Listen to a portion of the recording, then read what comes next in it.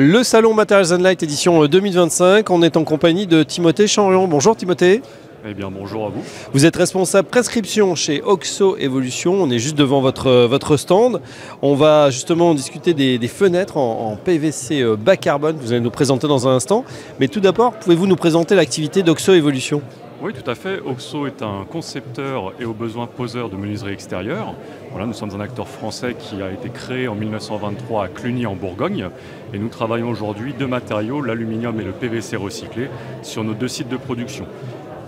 Pour l'aluminium à Reims, oui. Pour le PVC et le PVC recyclé de manière un peu plus décarbonée à Cluny en Bourgogne.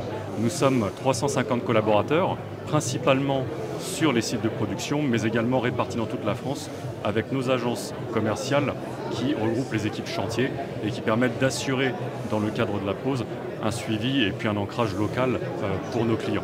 Nous sommes principalement présents sur le marché du résidentiel collectif, oui. Aussi bien en neuf qu'en rénovation.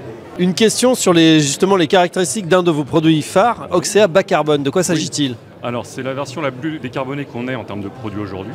Il faut savoir que le PVC, c'est un matériau qui n'est pas forcément très bien connu et qui n'a pas tout à fait l'image qu'il mérite. Oxéa bas carbone comporte jusqu'à 70% de PVC recyclé.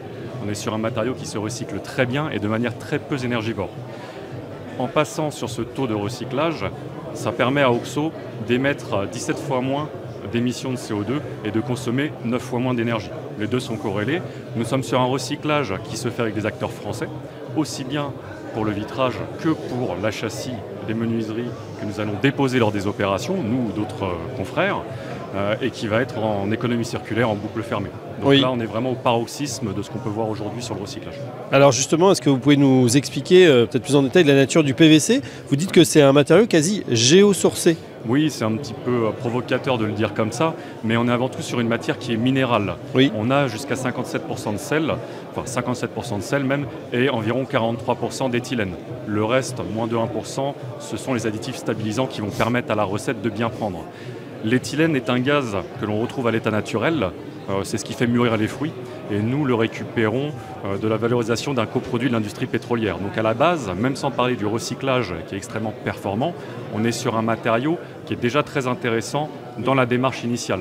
Matériau qui va être également économique, extrêmement performant, transformé en menuiserie d'un point de vue thermique, pas d'entretien et qui va être très durable. C'est le moyen aujourd'hui de réduire votre empreinte carbone, d'utiliser ce type de matériaux ? Oui, c'en est un. Il faut toujours continuer les efforts aussi sur la partie, on va dire, optimisation, logistique, etc. Il y a beaucoup de choses qui viennent se conjuguer au niveau de l'industrie, comme au niveau du bâtiment. Mais c'est une des solutions qui va permettre effectivement de décarboner aussi bien les projets de construction que les projets de réhabilitation avec le parc existant. Timothée, quand on parle menuiserie, c'est vrai qu'on pense plutôt au bois. On en parle beaucoup d'ailleurs en ce moment du bois qui revient très fort.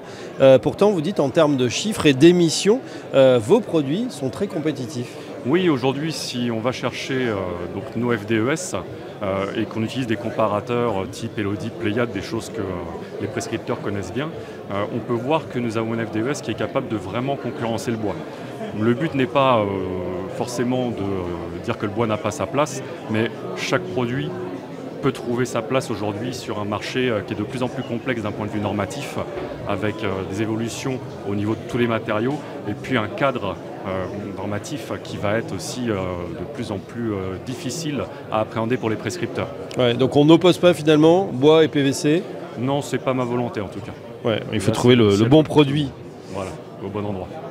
Merci Timothée Chanrion, je rappelle que vous êtes le responsable de la prescription chez Oxo Evolution et à bientôt sur Materials & Light. Merci et bon salon.